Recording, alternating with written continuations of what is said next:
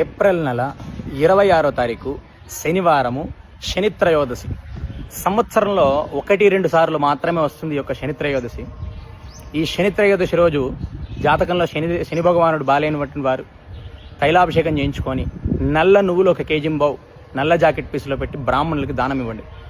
శనిదేవుడు అనుగ్రహిస్తాడు, శాంతించి అనుగ్రహిస్తాడు.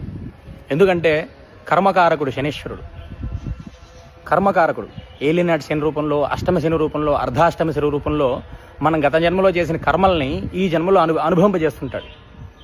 ముఖ్యంగా ఈ సంవత్సరం సింహరాశి వారికి అష్టమ శని, ధనుస్సు రాశి వారికి అర్ధాష్టమ శని, కుంభము మీనము మేషరాశి వారికి ఏలినాటి శని దోషం. మేషరాశి వారికి మొన్ననే ఏలినాటి శని దోషం ప్రారంభమైంది. కావున కుంభరాశి వారు, మీనరాశి వారు, మేషరాశి వారు, సింహరాశి వారు, ధనుస్సు రాశి వారు, ఇప్పుడు ఈ చెప్పిన రాశుల వారు శని